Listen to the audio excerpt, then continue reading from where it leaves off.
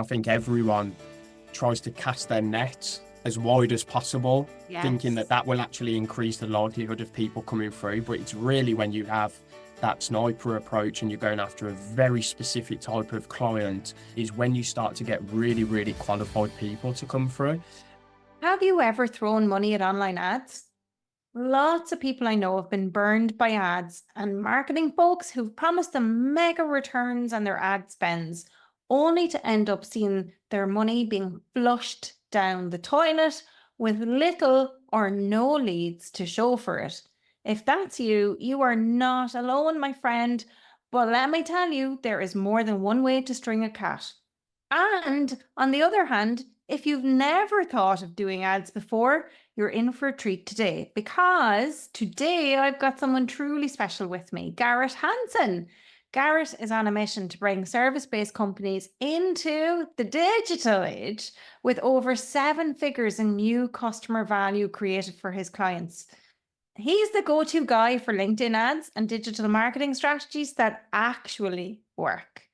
In this episode, you're going to discover how to break down your services into micro offerings for highly effective LinkedIn ad campaigns, and why PPC or pay-per-click is the quickest route to return on investment, and how to optimize your landing pages to turn clicks into clients.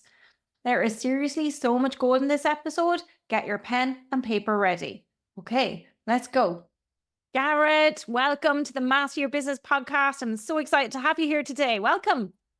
Deirdre, it's a pleasure, and I'm excited to be here. Hopefully share some useful insights and tips for people. But yeah, I've been looking forward to it. Fantastic. Yeah. And hopefully, Garrett, I'm not going to put pressure on you, but you better give useful tips and insights to people. That's the rule. That's the whole point of the show. And yeah, no pressure, but I'm so confident, and I can say that joking with you because I know you're just going to land so many value bombs today. Okay, so folks, I brought Garrett here. Garrett and I have known each other for a while now. I want to say a year, but maybe close to maybe 8 months or that. I don't know how long. Maybe a year, Garrett.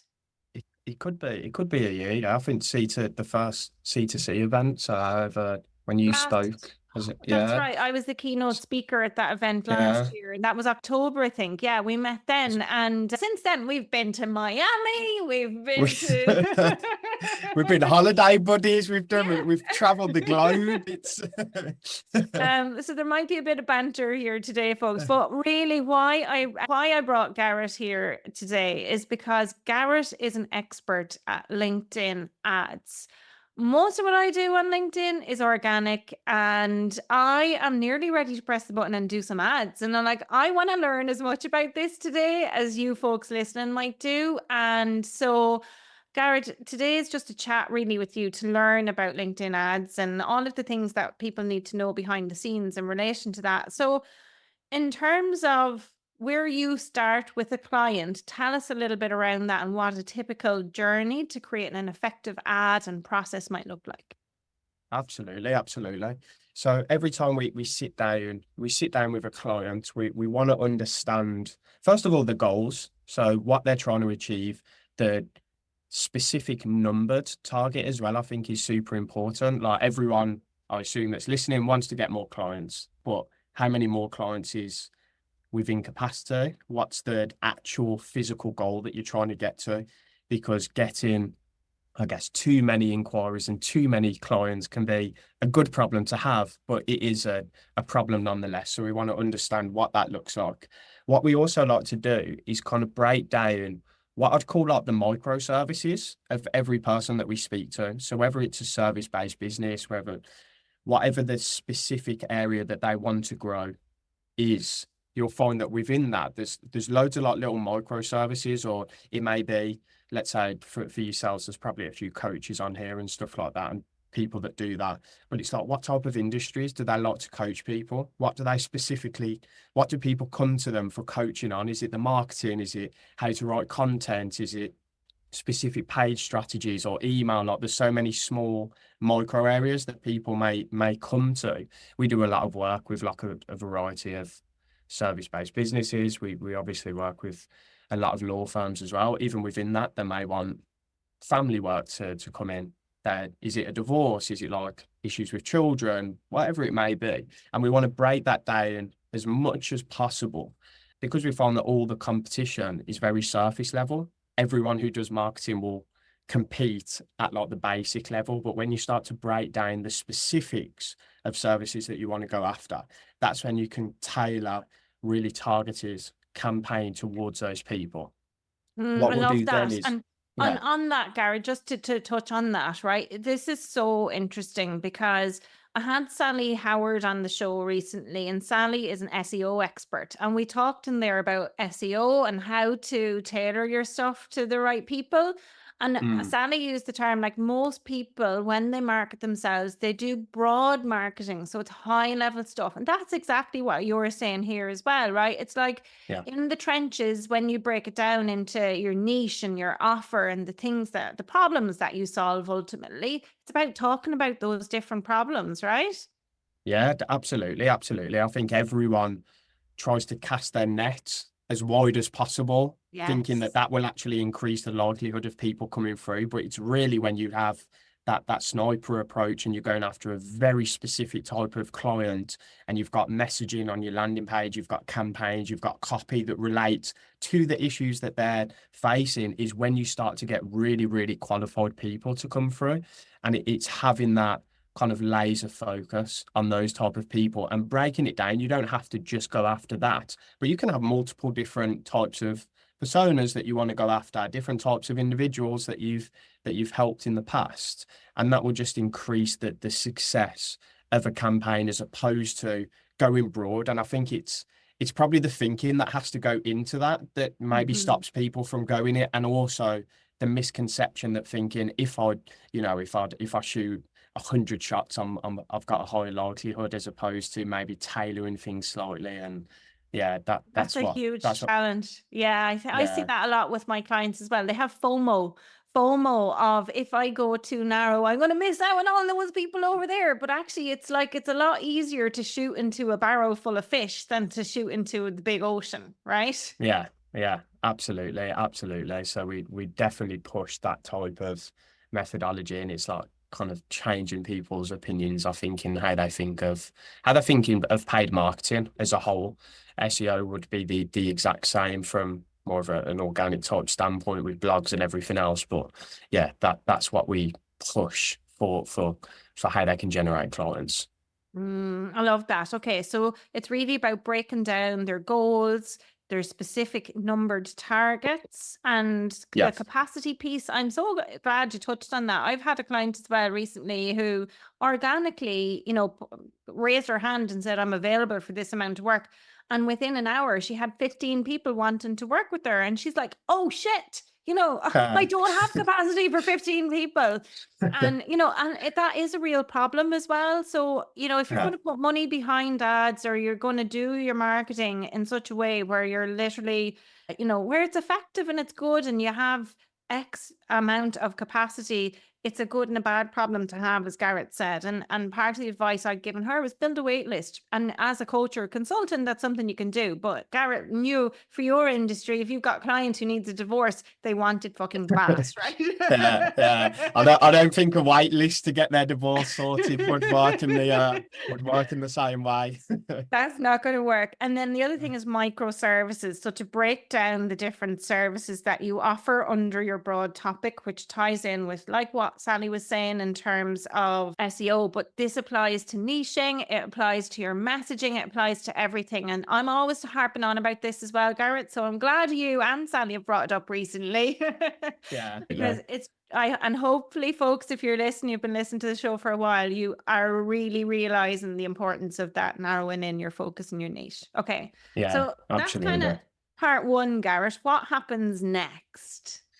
So we'd look at the different channels that we're going to go for to, I guess, to pull in that type of client. We'd look at the channels, and we'd look at probably the budgets that's going to be necessary. So I touched on it in that first part in terms of working backwards, is what we like to do. What is the end goal? What's the number of clients? How many can you handle a month?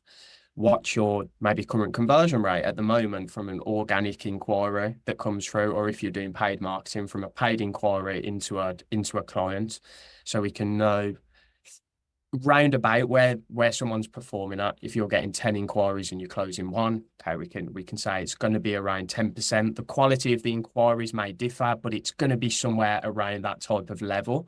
And then we would look at if it's an area that we've worked in the past, we understand really, really crystal clear the type of cost that would be associated to generate an inquiry. So we can give a very thorough analysis of, okay, if you want to get, 10 new clients, you convert 1 in every 10, you're going to need 100 inquiries every month. We may get them for £100. You're going to need to spend 10 grand a month in order to close that gap.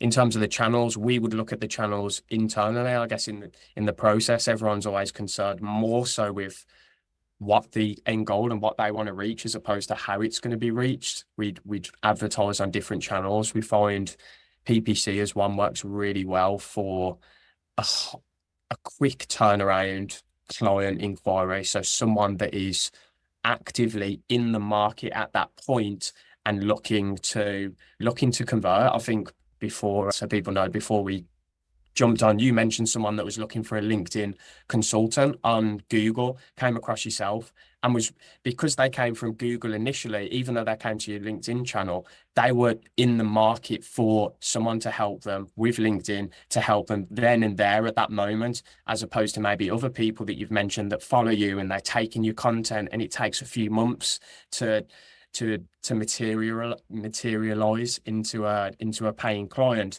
Those are the difference in the channels. It's like PPC is going to give you people that are high intent, that are actively looking. So channels like Google, even Bing as well. Social media, when we talk about LinkedIn, Meta, Instagram, that's going to give you a different temperature of traffic, because you've got to stop that traffic. You've got to make them interested. They're going to tick criteria based on different demographics as to who you're trying to speak to. Then they've got to come into your market, come into your network. They've got to take in your content. They've got to look at testimonials, and it's a longer process. So those are going to be the two main differences for people that are listening when deciding the channel that they want to go for. They may have organic content on LinkedIn.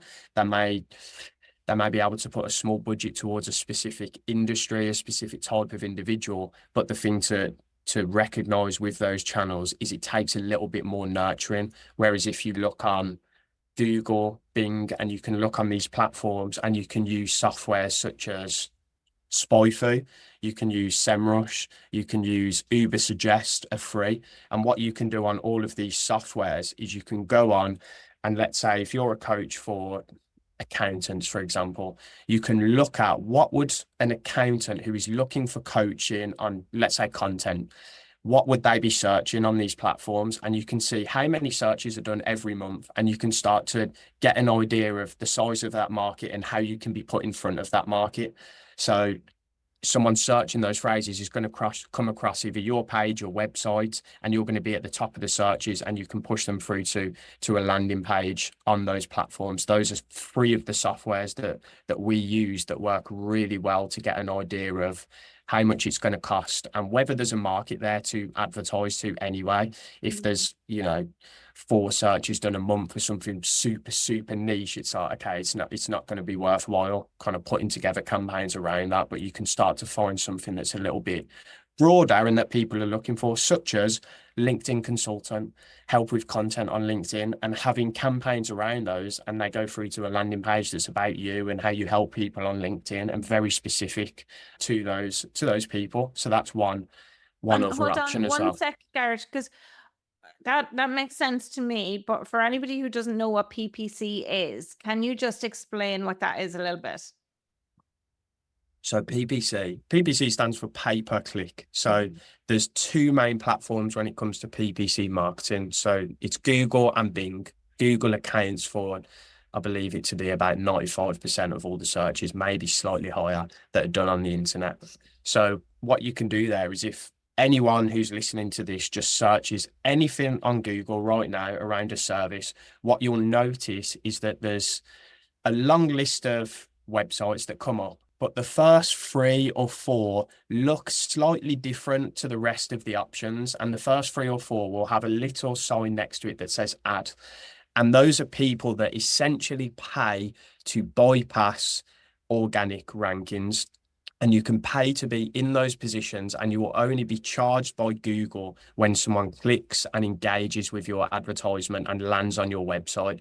And you can be in complete control of the type of searches that you want someone to make in order to see your website. So you can do a complete analysis of what does the client that I'm looking for, what do they look for online when they're trying to find me? What are the type of things that they search? What are the topics they search? What are the phrases? What are the questions they ask? And you can break these down, and you can be in front of that client tomorrow for those searches through a PPC campaign on Google. Okay, that makes sense. And let's say for the channels and budget, let's say you've got clients and they want to use LinkedIn, right? So for Yeah. me, I don't use my website a whole lot, right? It's there and it's more there so that people can click on it and go, oh yeah, she has a legitimate business. She's not just on LinkedIn, right?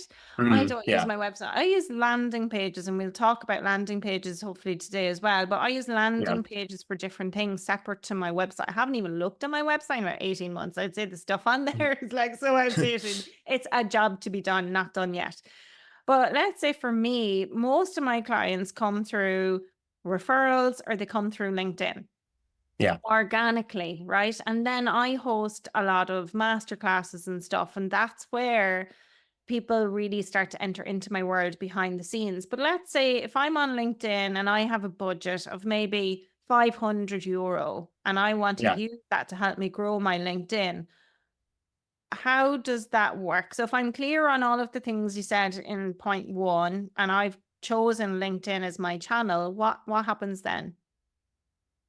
Yeah. So first of all, you'd want to break down the demographic of the type of person that you're trying to reach. So that is probably what's going to decide your budget, as opposed to maybe deciding your budget and then looking at the demographic. If you've got a budget of £500, but when you start to look at the audience size itself, you start to look at where they're based, what job titles they have, what industries they work in. The audience size it could be huge, or it might actually be too small as well. So you may have a budget that's quite large, and what's going to happen is that you're going to notice when you're running your campaigns, the frequency, which we touched on earlier, could be too high. So if you have a super high frequency, you want to have a good ad rotation, I would say. If you're having anywhere over like maybe 5, 8 times that they're seeing stuff, you want them to see different types of content and different ads. But I would say, first of all, if you want to go down the LinkedIn route, start to think about the type of audience that you want to reach. Again, take the details from what we spoke about first and break down the microservices that you want to advertise for. What's the industries, what's their job titles, so you can create a streamlined and in-tune process at each stage. All the ads are going to be relevant to them, all the copy, the landing page. If you're using a landing page, maybe you're running a webinar and you might want to promote a webinar. You might want to push that on LinkedIn as well. But if you're spending that type of budget, that's what I would look at. So look at the industry first, and then you'll be able to understand whether your budget is suitable for LinkedIn, because I would say LinkedIn is a more expensive platform than Google advertisement. So you mentioned there that a lot of your audience, a lot of your clients will come from LinkedIn. Is that because LinkedIn is the channel that you've chosen to be your main channel and you haven't looked at other channels, or are you saying that your audience is only on LinkedIn and that's where they find people like yourself? What do you reckon? Oh, that's a great question. I think for me, and this is something that I encourage clients to do as well, starting out, I think you just need to focus on building your brand on one channel, especially if you're a one-person show, because marketing otherwise can become a full-time job. That's why you do it full-time, and I pretty much do it full-time too, right? But realistically, if you're a one-person show, you have the capacity to begin with to put all of your efforts into one platform. And a lot of Yeah. people think that putting your efforts into one platform is just creating content, but you and I both know it goes beyond creating content. You need to be engaged on there and have conversations and all that sort of stuff. So For me, the primary platform that I focus on is LinkedIn for that reason. And again, Yeah. folks, if you're like, oh, but Deirdre, why aren't you on all the other platforms? I do show up a little bit on Instagram, not much, because I like Instagram, but I'm not really there. And the mindset shift that I try to help people understand is that if you are on one platform, on any one platform, there are enough of your ideal clients on any one platform for you to make enough money for 10 times, Mm. 10 lifetimes. You know, you don't need to be on all of them. There's like 1 billion users on LinkedIn. You know, and if Yeah. your business is online and you can serve people anywhere in the world, well, fucking hell, if you can't find 1 or 2 clients out of those 1 billion users, there's something fundamentally wrong. And possibly it's the wrong audience, it's the wrong message, or it's the wrong value proposition, or the wrong offer. There's something wrong there. So yeah, sorry, Mm. bit of a rant there, Garrett, but like that's that's Don't why. So worry. I love LinkedIn. It's my favorite platform and it really works well for me. And most of my clients use LinkedIn as their primary platform, which is why Yeah. I think I'm probably talking about LinkedIn more. And that's how I got Mm. found by somebody who was looking for LinkedIn help. Okay. Yeah, yeah. Interesting. I think from the organic side, yeah, I would say for LinkedIn, if you're going to advertise on LinkedIn, you can build your audience on LinkedIn, but it would depend. Let's say if someone who's listening wants to get clients on a quick turnaround very quickly, and they're spending that budget because they're like, okay, I really want a fast ROI. I would say cold LinkedIn ads, like I said earlier, it takes a little bit more time. So think about the goals that you have. If you are looking to build your audience and you have maybe a small team of people or someone that can manage your LinkedIn and build conversations, and you've got a good follow-up strategy and you've got content that goes out consistently, that's when LinkedIn can work. And if you want to build that at a quicker pace than you can organically, then you can have a campaign running, and a small, couple £100 a month to a small audience can work well cold. And it would be strengthened, the LinkedIn campaign. It would be determined by the strength of your organic stuff. What type of content you have going out? Do you have testimonials? Do you have case studies? Do you have stories and client stories? Do you have that bank of content going out there? Because that's what's going to catapult the LinkedIn paid cold campaign to perform very well, because it's going to be in front of people, and it has to be in front of them enough that they want to join your audience off the back of seeing something completely cold, because they're not necessarily at that moment in time looking for it. So if your content is strong, that can create a really, really strong LinkedIn campaign. But if you're looking for people that are maybe a little bit further on in the buying journey and they're in the market, it's a smaller market, you'll pay on PPC to be in front of those people as well. So that's the thing that I would toss up. And I think for anyone that's dependent on the size that you're at, and dependent on the size of the market that you're going for, I think the thing that everyone always wants to know is kind of, what budget do I need? How much do I need to spend? Is it expensive? Even just saying paid marketing, it always feels like it's going to be a huge amount of Thousands. money. Thousands. Yeah.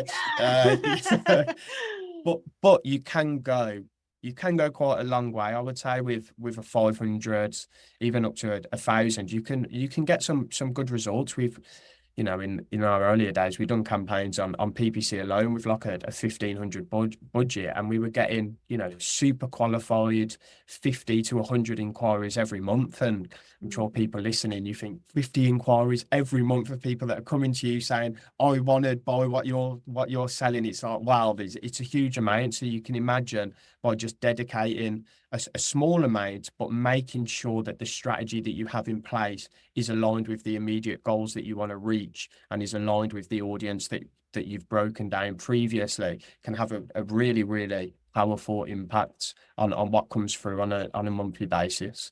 I think what's interesting, Garrett, is one of the things that I know from having conversations with you over the last year is that a lot of the stuff that you do with your clients is that you drive traffic with the ads towards inquiries rather than driving sales to a specific product or service. So let's imagine I'd love to kind of chat through that a little bit and understand that a Yeah. little bit more and your reasoning behind it. Because let's say, for example, I've got a low ticket offer. It's called LinkedIn Revenue Accelerator. And the conversion from that organically has been phenomenally high.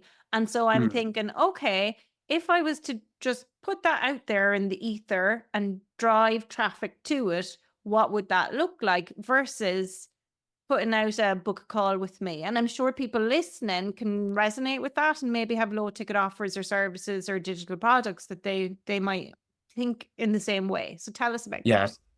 absolutely. So I'd say if it's selling well, you've got an idea that you should be marketing towards it anyway. What I would say is, who is it selling to at the moment? Because we're Mhm. potentially talking about two completely different audiences where Mm. if people are coming through organically, they're already aware of what you do. They've already saw your content. They've already saw your case studies, your testimonials. They're already, as we mentioned, familiar with yourself, and Mhm. they feel like they know you from seeing you online and following you for such a long period of time. Therefore, their threshold to buy is a lot lower, and they may not need that call. I would always think if you're then going after a cold audience, even if they come into your content and read that, or if they come from a paid campaign in any way, whether that be on LinkedIn, whether that be on Google, they come to a landing page that sees everything. In order to buy, I still feel like they need that extra little bit. You can have all those type of content pieces on there about what you've done for so and so here and there, and the amount that you've made someone and this company and that company.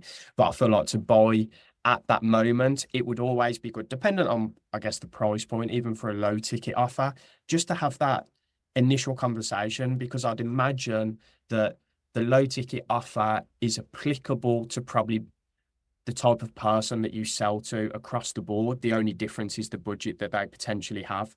So Mhm. what I would suggest for people that are thinking about that is still to have that in between call, because what you may find is that for a paid campaign, they're actually not applicable to the low ticket offer anyway, and they should be going for the high ticket offer. And then Mhm. you can actually dictate out of the people that you do have the call with, how qualified are they and what are they most qualified for, and they jump on the call with you. They feel your energy. They get the sell, and they know what you do. They know what you're about, and they know at that moment, really for 100% certainty, whether they want to buy for you or not, by having that face to face, or I guess on Zoom interaction, and speaking to them. So you can then dictate the journey that you want them to go on by having that conversation, which I think is more valuable than potentially just pushing people to that low ticket offer and then not maybe being ready to buy at that moment. And you'd have to spend more to re-engage that person, to retarget them, then might be the cost of the low ticket offer itself, as opposed to having that step in the middle. And it's going to be more cost effective in terms of generating a inquiry as opposed to generating a sale. Mm. Interesting, interesting. And I just am fascinated with this stuff because I haven't really done it yet, you know, and Yeah. I've seen it done, and I've seen other people who invest in ads, and I have had Yusuf Ali on the show earlier on when I started the Master Business podcast, and we did an episode called Paid to Play. And Yusuf has a product business and he's worked as a digital marketer for quite some time. And his thing was, when you're starting your business, it makes far more sense to actually invest in ads early on, because it's like you were saying, it's that PPC thing where you're more inclined to probably get people to buy faster, sooner, and turn them around that way, because you're literally speaking to what it is that they're looking to buy. And we Mm. had touched a little bit on Facebook and Meta ads at the time, but we didn't chat through LinkedIn ads at all. So it's interesting to hear your take and slant on these things as well, Garrett, and Yeah. especially to do with the inquiries and driving the inquiries. And I think you're right, 100% agree that you're right on that, in fact, because I think if you can get people A, onto your email list, or B, onto a call with you, that's more valuable probably than selling them nearly a low ticket offer, because if they're on your email list, you can sell them what you want and you can keep selling Yeah. them the call, and it doesn't cost you anything when they're on your email list, right? Yeah, yeah, absolutely. And And like I said, it's more cost effective because it's a lower commitment to them as well. They don't have to buy anything. It's just a quick call, and that they're in the market and they're looking for the service in some way, or they're looking for whatever their desired outcome is. But It's yeah, less when it comes risky. to yeah, absolutely. So it's advantageous on both sides for both parties. But yeah, like you said, I think we've paid marketing. It's the only avenue of marketing, I think, where you can really understand that, with certainty, after a certain period of time, you can spend X amounts on this marketing channel, and you know that it's going to generate Y amount of inquiries that convert at your normal percentage, and you can really predictably grow from that point. I guess I was reading predictable revenue, I think, by Aaron Ross on Salesforce, and he does it organically. I guess with every avenue, it's like if you send a certain amount of messages, you should know that you should have a certain amount of calls, and you should get a certain amount of sales off the back of that. And he scaled Salesforce through BDMs exclusively, and making those messages go out, and sending them from small teams. And I guess it's the same with emails and with paid marketing as well. But with marketing, it's a lot more scalable as opposed to hiring new staff and getting everything set up and trading and whatnot. Whereas in paid marketing, you can really narrow down the avenue that's working and just click a button and increase your budget by twofolds to get twofold the outputs. So yeah, I'm not biased or anything, but it No, is. not It at all. Yeah. is. Yeah, but you have to speculate to accumulate, right? And I think that's it. If you're guaranteed the return, and I know like there's coaches who are listening and consultants who are listening, and business owners who listen, and they've been my clients, and they have been in business for 30 years, 40 years, and they've been burned by ads and are put Mm, off looking at ads now. And I think in particular, that was probably meta ads. yeah, So, what would you say to people who've been stung before by maybe somebody who had a digital marketing agency and was helping them with ads yeah, like that? yeah. No, it's something that I hear all the time when I jump on a call, and they've spent X amount of thousands of tens of thousands, wasted budgets, not got the results.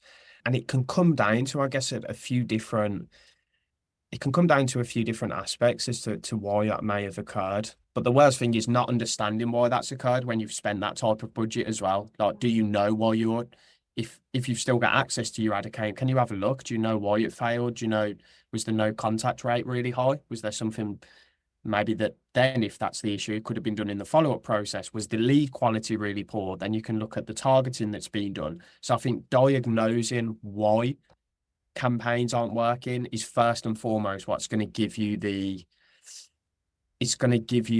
assurance that there is a different way of doing things. Because I think when people talk about why their ad accounts haven't worked or why they've been burnt in the past, when they don't actually know why it went wrong, is when they've got their defenses up.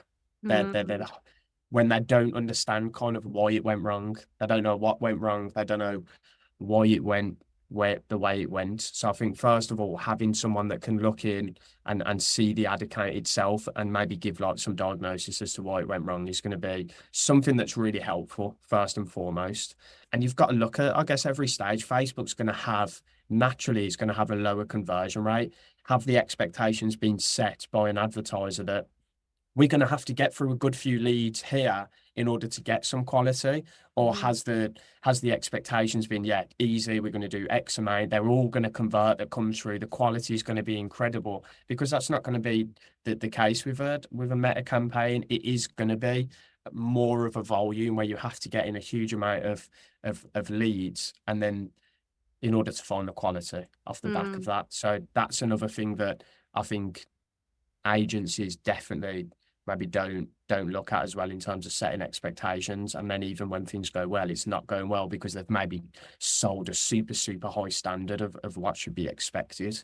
Oh, But can I ask a question on that, Garrett, then? So yeah, like where my brain goes with this then is if I have a budget of €1,500 for ads, that I should think about having that as a monthly budget rather than just a one-off budget. And if I'm like, okay, 1,500 is literally all I can afford, full stop, then maybe break that down so it's 300 per month over 5 months potentially. But again, to come back to your point, it might be look at the demographic first and see what's going to determine what that budget is, and Yeah. then know how to allocate it, but doing it over a longer period and just kind of reviewing, and like Yeah. my plan action review kind of thing. If you're to use the lean model, it's to review it and say, right, what worked, what didn't, let's make a new Mm. plan, let's action the new plan and review it again. So it's like cyclical each month then with reviewing it. Yeah, yeah, absolutely. You definitely want to break your ad budget down over a longer period of time. We would always recommend about 4 months to give some runway. At the end of each month, you want to look at what's working, what's not working. You want to meticulously track the quality of inquiries that are coming through. Then where are the quality inquiries coming through as well? Let's say if you're running a meta campaign, you can look at particularly what ads are creating that quality, and you can use different softwares again to backtrack those. What converts is a good one that we use on PPC as well, where you can see, let's say if you've got a few different channels running, you've got a £500 budget. I would say anyone that has a budget of about that size, I would personally say that you're looking for an ROI very quickly to have that type of budget. You don't have a 5K, 10K plus monthly spend that you're looking to do. So you want to get inquiries through that are in the market, that are ready to buy, that are looking to convert. For that, I would recommend starting on a PPC campaign, because you're going to get people that are in the market at that time. As you start to build revenue and understand, wow, I'm converting here very quickly. I'm spending £500. I've got £3,000 in sales. We worked with a firm recently. I was saying to you, and in month 2, they spent £3,000 on their PPC campaign and got 24 grand worth of sales, closed sales. That's what PPC is going to give you, as opposed to on Facebook, where you are going to have to nurture those leads that come through. You are going to have a couple of conversations. You are going to have multiple ads that they see around you and why they should work with you. You are going to want to send them text and emails and updates. You are going to want to Same have as those LinkedIn. back end. Yeah, you're going to want to have those back end flows set up. So the way that we've started to transition, how we've had to transition from a marketing agency to a marketing partner, is you're not able to create a successful campaign by just looking at the channel itself. That is the start of the journey. Where we break the way that we work with any partner that we work with is generating the traffic, converting that traffic to an inquiry, and then how is that traffic warmed up? So when they jump on the call, they are clapping their hands, they're licking their lips, they're excited to get on the call and have a conversation with you. And I think that's where a lot of marketing companies fall down, is that they just focus on, oh, we'll run your campaign for you. And then it gets put into the hands of, whoever's instructed them and whoever's hired them.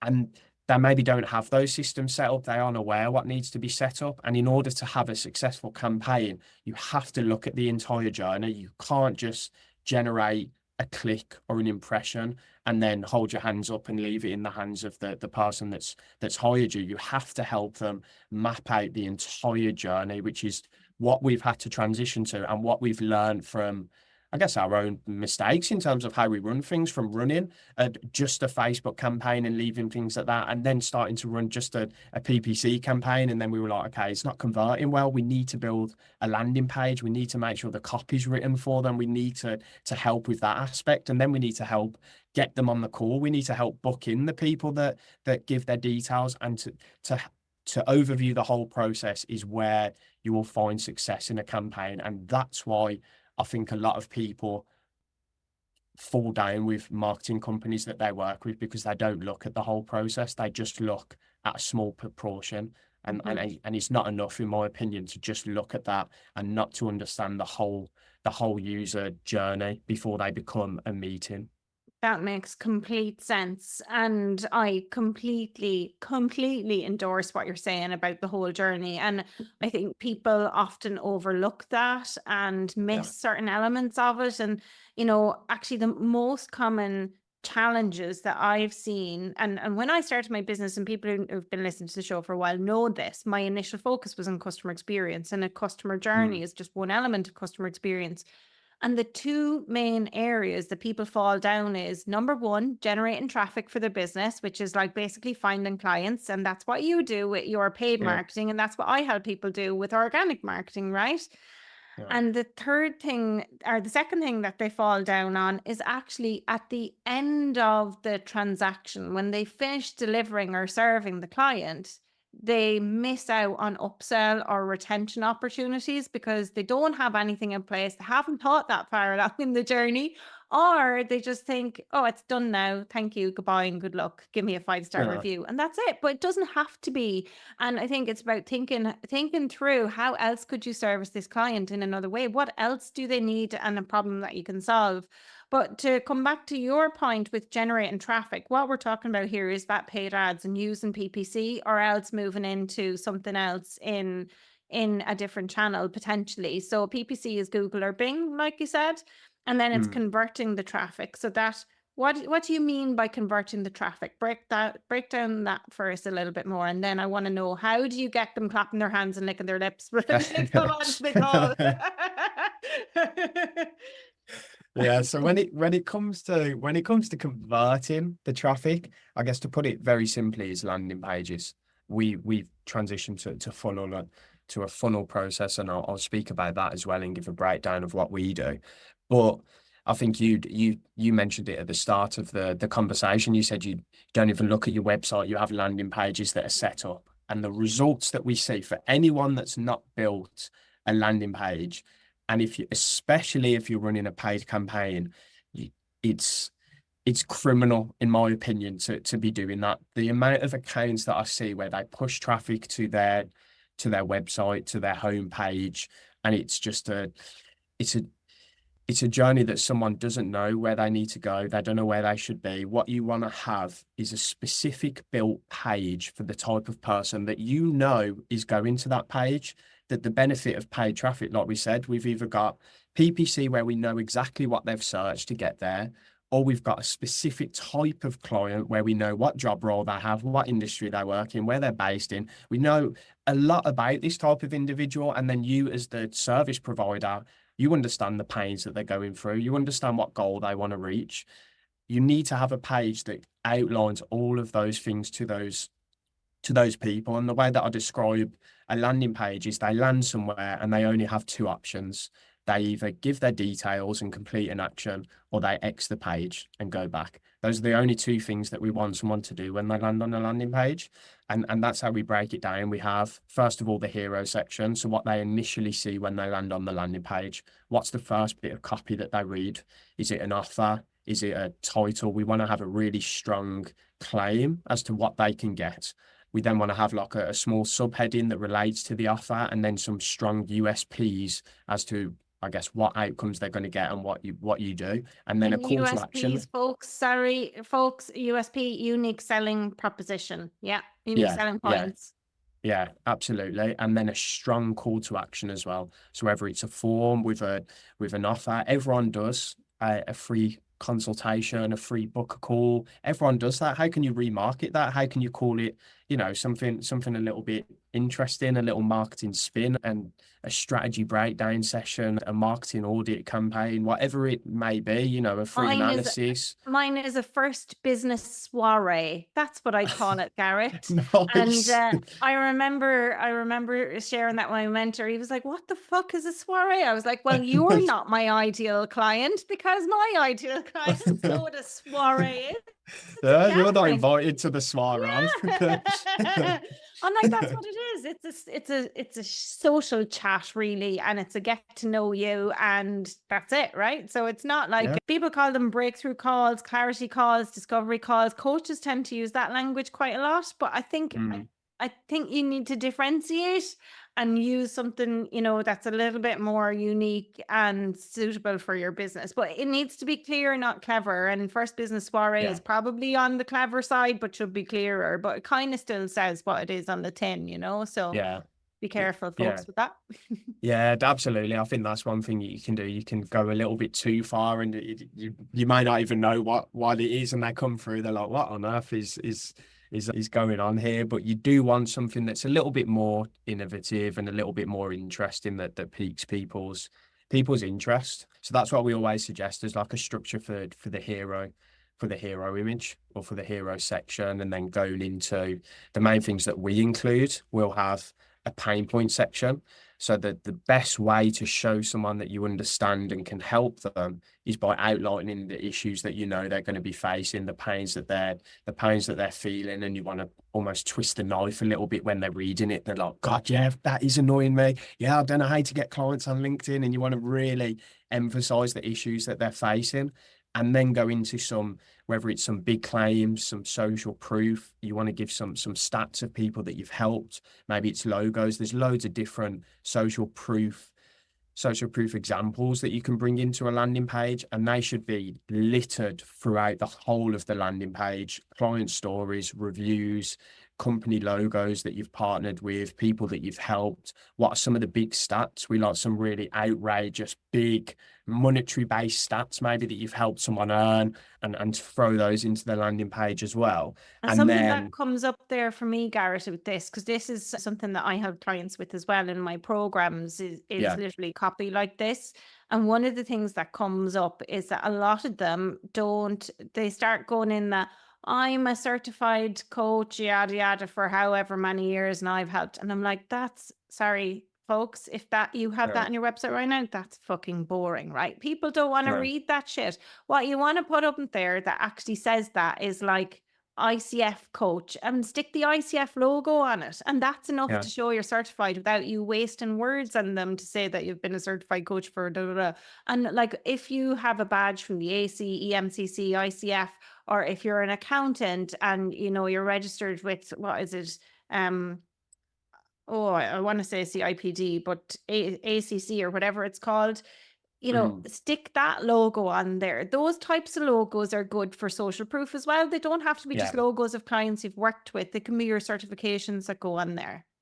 Yeah, no, absolutely. And I'd include any type of accreditations. I like to include those in like the hero image. So below the USPs, have your accreditations there. They see them immediately and they think, okay, let me see what this person's about, and read on. But social proof is massive. So you want to stick that throughout the page, and call to actions. I think the main thing with a landing page is that you want to have multiple abilities for the client to give their details or to complete whatever action it is that you want them to complete, whether it's to make a phone call, whether it's to complete a form, whether it's to go to a booking page, whatever it may be. You want to have that option throughout at multiple points.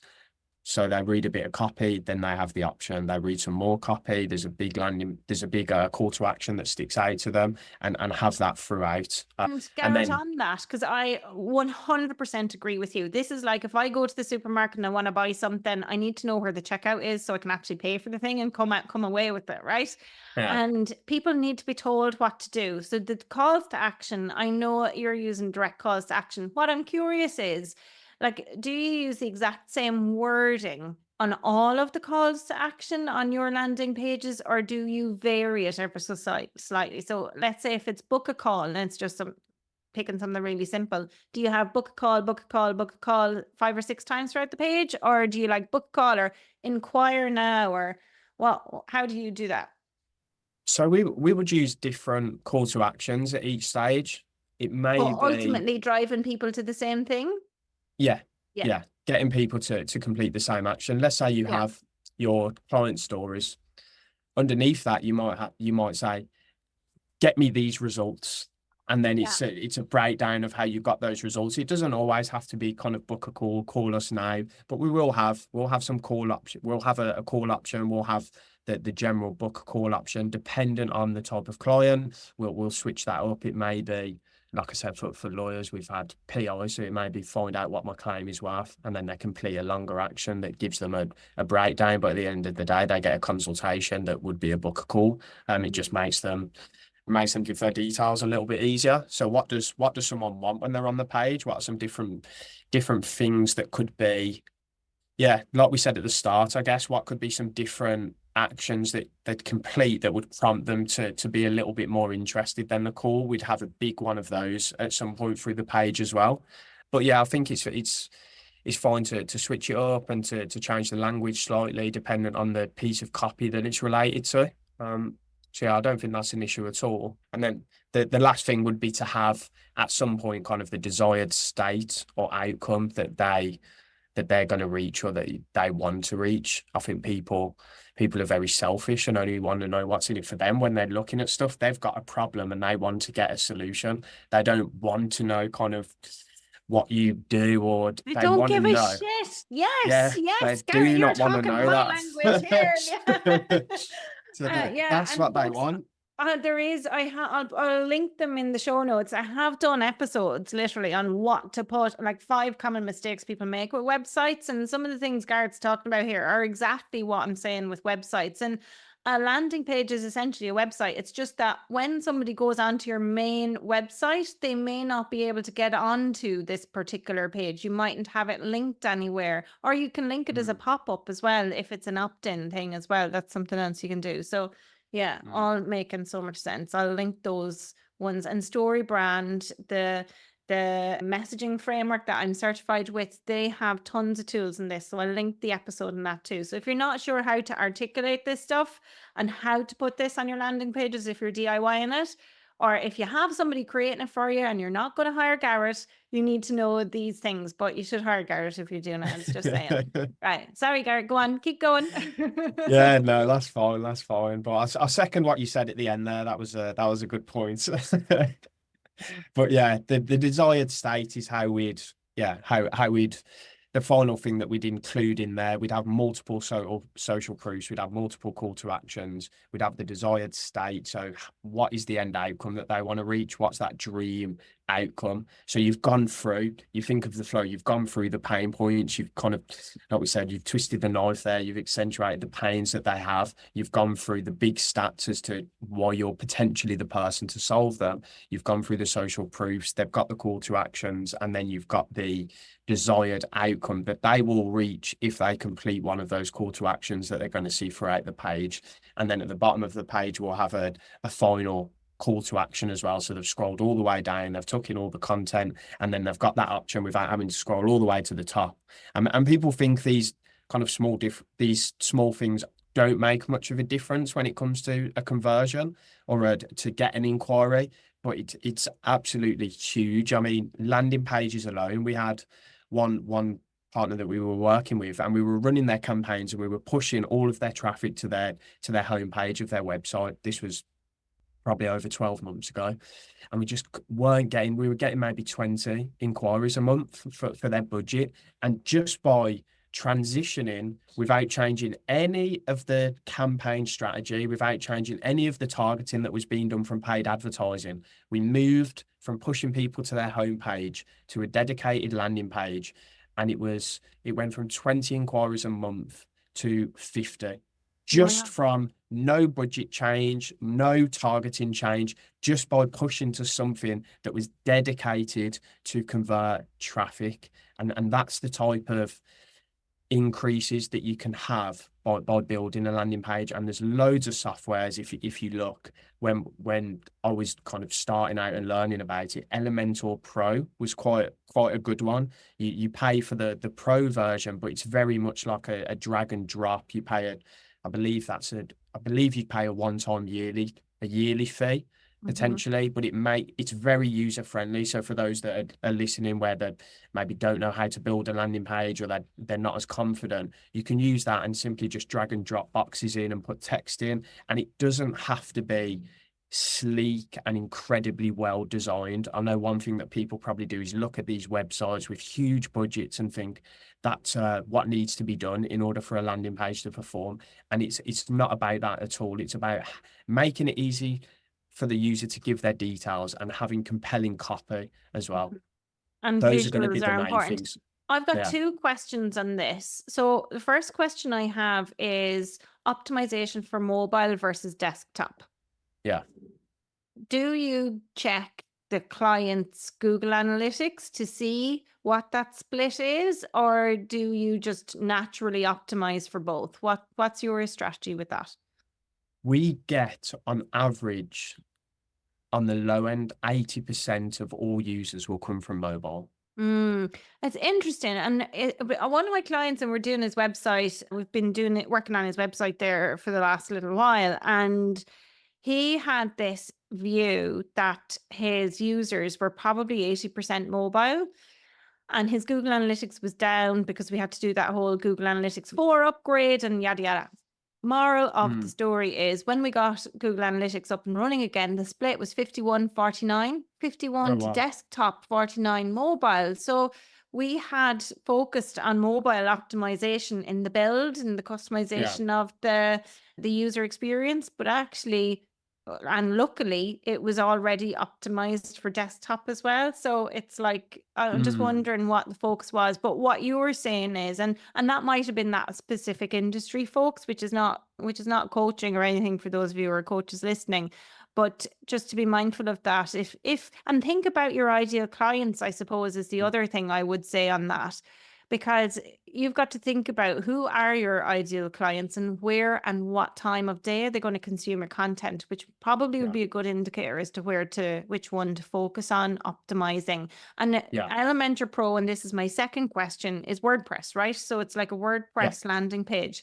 So my question on that as well, Garrett, is because I know a lot of people listening, they don't just use WordPress. So is there a disadvantage if you use Squarespace or Wix, or like I use Kajabi for landing pages?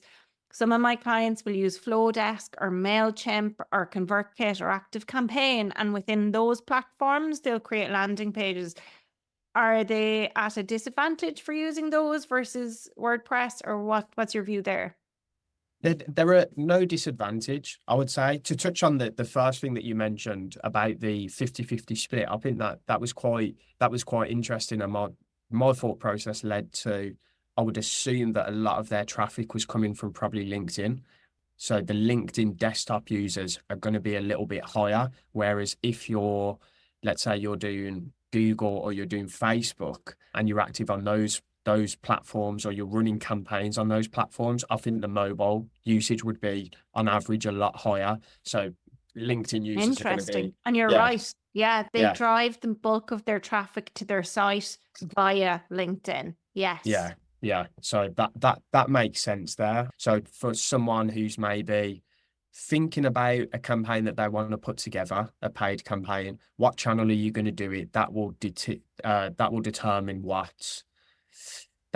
how you want to optimize, I would say, your landing page. In general, you're going to need it optimized across both in reality anyway. But for social media, so for Meta and Google, it will be on average a lot higher for mobile, I would say. But yeah, what you mentioned there in terms of the different landing page builders, we've used a few different ones. I would say WordPress supposedly has a little bit more functionality when it comes to the design aspect. But if you're starting out, you don't really need that, I would say. So you can go on any of these platforms. What you probably want is something that's a little bit more user-friendly, because they're not going to determine the success of the campaign, what platform you're using on, to go back to your original question. But you want something that's going to be effective for you to actually build a landing page, want to put it together and get it up and running as soon as possible. So whichever of those you've used in the past, I would stick to, whichever you're comfortable with. Elementor Pro is a WordPress add-on, and it allows WordPress to be a little bit more a little bit more friendlier and a little bit more easier to build. And then off the back of that, as you start to transition to, like, we use a lot of WordPress websites because that can be designed in a bit more detail and have like some extra functionality in terms of the design. So we've transitioned to that. But starting out, I think any of those works fine. And the landing page builders as well, quite good and very user friendly. But you do pay the monthly fee for those as well. Okay, so that makes total sense. So you're using those landing pages then, whichever site, optimized, whatever way works for you and where you're directing the traffic from, and that's how you're converting them. Is there anything else on that before you move on to warming them up so they're clapping their hands and licking their lips? Because I really want to touch on that bit. I love that.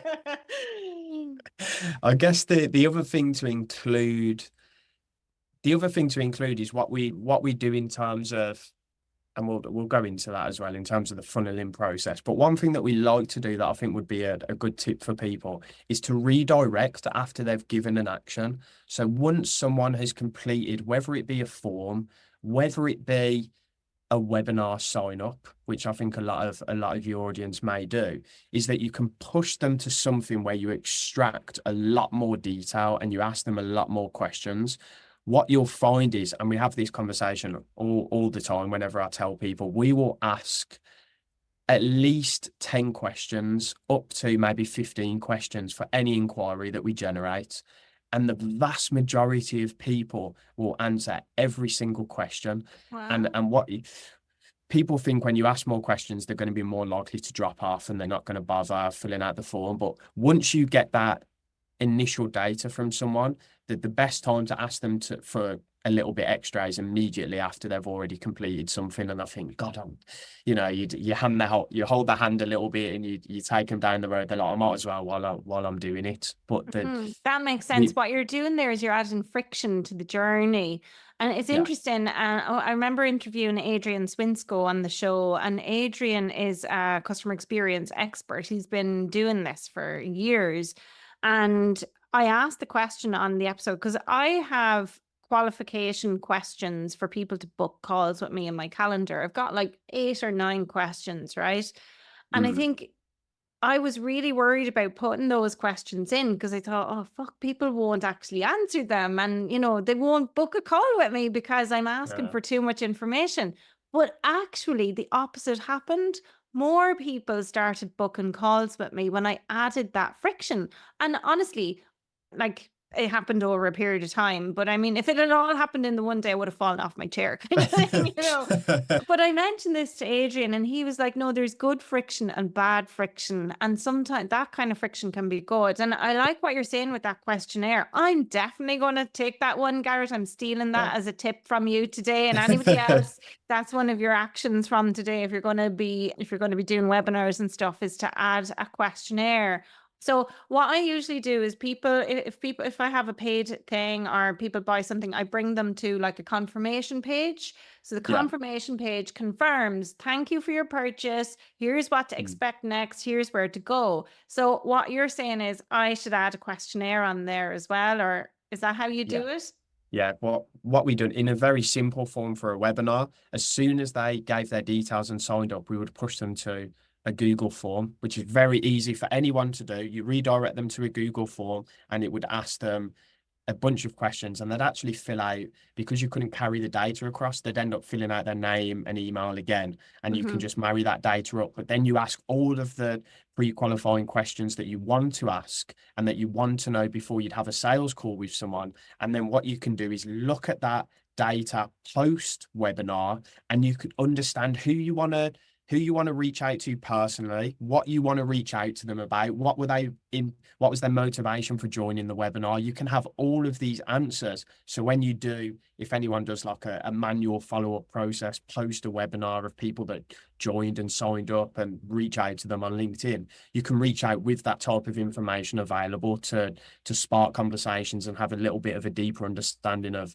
why they wanted to be there in the first place and use that information. Love that. Okay, totally stealing that for all of my future webinars, folks, or any webinars that you attend. watch out for that. You can message me and say, Deirdre, Garrett had talked about this farm. Where the fuck is your farm? Because this is one of my things I'm definitely taking away as an action. Okay. Right. And that's a great way to be able to warm them up, Garrett, right? Because you have Yeah. their information now. You can reach out with really personalized content. Absolutely, absolutely. And you know who's people qualify themselves at that point. You know who's going to be a great person to speak to, and you like you said, the message that you send out to them can be really personable. Okay.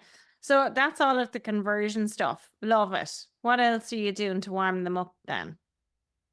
So what we do, we've just launched a product ourselves that's like a lead optimization software. So it's essentially a detailed version of our first methodology was having specific workflows that go out to people based on the stage that they're at in a buying journey. So someone can fill out a form. More often than not, you'll have a confirmation email that goes out.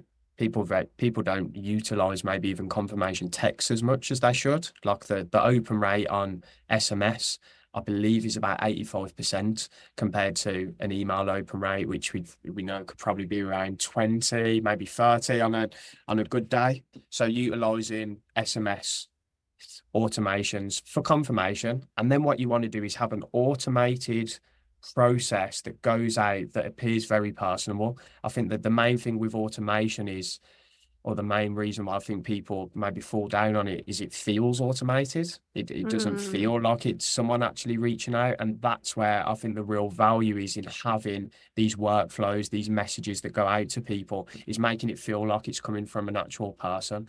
So you want to send them results, you want to send them recent reviews that you've gotten on people, you want to send them stories of people that were in the same position as them and the problems that were solved. And you want to have, I guess, a series of workflows that are related to the specific stage that they're at before they buy. So breaking down from an inquiry standpoint, so you've got a new inquiry that's filled, maybe a new webinar sign up that's done. What happens from that moment to the point where they have that meeting and become an actual client? What are the touch points that you want to have? And you want to send out to people? What type of information do you want to give them? And breaking each of those stages down and having specific email and text messaging, and then also personal touch points. You want to have maybe a personal LinkedIn message. You maybe want to give them a call in between. You want to bring that in, of course, but you can do a lot of automated stuff around that really gets them excited and really pushes them to the next stage. So someone, for example, may give in an initial form, but they may not fill out the qualifying questions, or they may not book a time slot. All of your workflow there should be within mind that you want to get them to that next stage. So one thing that we would do is we'd have text that goes out, Deirdre, I saw you just booked in. It would appear very automated. You've just booked in a call. Sorry, you've just given your details. Thanks for sending those across. Then like 23 minutes later, we may have an automation that goes out, Deirdre, it's Garrett here. I saw you booked in a call. I saw you gave your details, sorry, but you didn't book in a time slot. Here's a link to book in a time slot. And here's a link to all the reviews we've got recently from people like yourself. And you want each workflow to push them to that next stage of the journey until they eventually become a meeting and a client. Oh my God, that makes so much sense when you break it down like that, Garrett. I love it. And Yeah. I love that you are talking about making it really personable. And so it feels like it comes from a human. I think that's invaluable, because you're right. Like, automation is fantastic. AI is fantastic. And there's so many ways we can leverage it to make lives better as business owners. But at the end of the day, that human connection is vital. It's so important. People need to really feel like they're being guided through a transformation or a journey with people, and not by technology or a robot. Because at the end of the day, they're going to trust you more if they feel like it's you who's been sending me the message individually, rather than an automated process you've been on. Fantastic. Absolutely. And I think when you start to generate a lot of leads, a lot of inquiries, it can be difficult to put them along that journey manually, or to have someone that puts them along that journey, because there's so many additional touch points that you could have that don't need to be done manually whatsoever, that can really warm them up with that process. Everyone's probably got a Calendly workflow for someone that books in a call. But what happens before they book in that call, when they're just a webinar sign up? How do you get them to the call stage? Do you message them kind of manually on LinkedIn and that's it? Or do you want to send them stuff that's related to them? They've raised their hand saying, I am interested in some way in what you do. And it's your duty to give them information about what you do and to give them results of what you've done for other people like them, so that they know that they can be helped, and just break down that process of what that actually, and then you can start to map out, okay, what would I want them to see at each stage of that process? What would I want to send them if, time was no issue? What would they get given? Would they get an email? Would they get a text? Would they get even a WhatsApp you can do now? Like it's mental. So just breaking down that process and mapping it out, and the messages that you want to go out there, and being personal with it as well. Oh my gosh, fantastic. My brain is like exploding with all of this stuff. I'm like, when can I start with the ads? Because I'm like, I've got some stuff that I'm launching over the next, or that I'm launching now. So it will be really exciting to get some ads behind that and get some inquiries for people who are looking for exactly that thing. So yeah, that's exciting. Okay. Have we gone through the whole process at this stage, Garrett? Is that everything? I think we've gone through a good amount of it, I would say. Yeah. The only potential other thing that I didn't mention is in terms of retargeting. And I know we've had the call's probably been a fair amount now, but retargeting. So one thing that everyone can do, and I've got a document that can go out to people who are listening, or your newsletter, Deirdre, is setting up tracking of people that are coming to your landing page or your website, and making sure, even if you don't want to use that data, that it's being built up.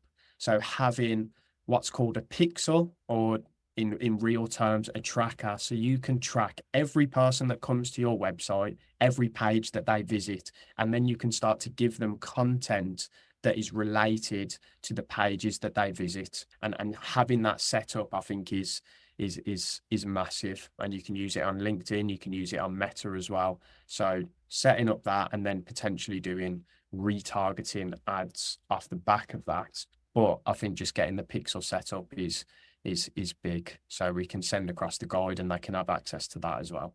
And just briefly explain what retargeting means, Garrett, please. So retargeting is every day, every week, every month, there's people that are viewing your website. Do you understand who those people are? The answer for a lot of people is no. They don't know who's on their website. They don't really know who's viewing what pages. And a pixel or a tracker allows you to see that data. And what you can do then, once you've tracked that data, is have campaigns that are dedicated towards people that meet a criteria, such as visiting X page on my website, and you can start to put content towards those people on social media pages, to put it as simply as I can. Fantastic. That makes sense. I get that. And I think that's another way to warm up people, right? So I think one of the things that I've heard before, and I actually do like this idea, is that you could warm up people after they've converted by retargeting them with other things related to what they've converted on, so that you can kind of segment them. Basically, for me, for example, if somebody has said they're interested in LinkedIn because they want to get help with their LinkedIn messaging so it converts, well, then I might send them stuff related to brand story and how to convey messages, and I might send them other resources related to that. So it's like segmenting them based on what they've said they wanted to warm them up, because they seem like a good fit, and so they're warmer when they come on the call with me. Yeah, no, absolutely. Better way. Yeah. Yeah. And then they're clapping their hands and licking their lips. How many times have I said that now? I love that. Garrett, oh my gosh, like seriously, mind blown. I'm like, okay, when can we start, Garrett? Is for people who want to reach out to you, because I am quite confident there's going to be people listening to this episode and they're like, okay, this guy sounds like he knows his shit. And yes, I can vouch for him. He really does. And I've seen the results that he's gotten for clients. I've seen the results he's getting in his own business behind the scenes, and he's doing amazingly well for his clients. So do reach out to Garrett. Where can they reach you, Garrett?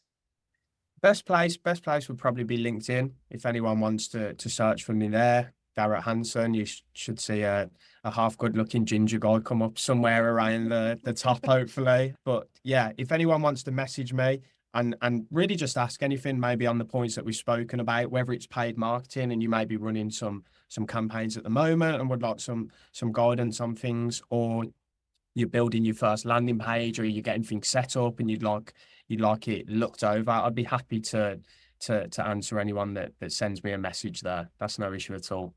Fantastic. Garrett, it's been such a pleasure having you on the show. Thank you so much for joining us. No, thanks for having me. What an episode. Garrett shared some seriously game-changing strategies today, from breaking down your services into micro offerings for laser-focused LinkedIn ads, to using pay-per-click for quick wins, and optimizing your landing page to boost conversions. Oh my God, I've got so much written down here. I'm like, where do I start?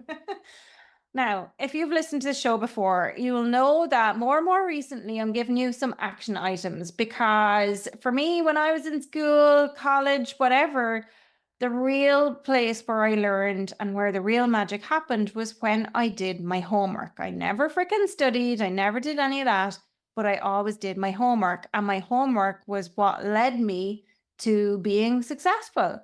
So here's your homework. Start by revisiting your current landing pages and use Garrett's tips to optimize them. Clear calls to action, clear social proof, and pain points, and all of the other things he mentioned. Make sure they're all there in that one place.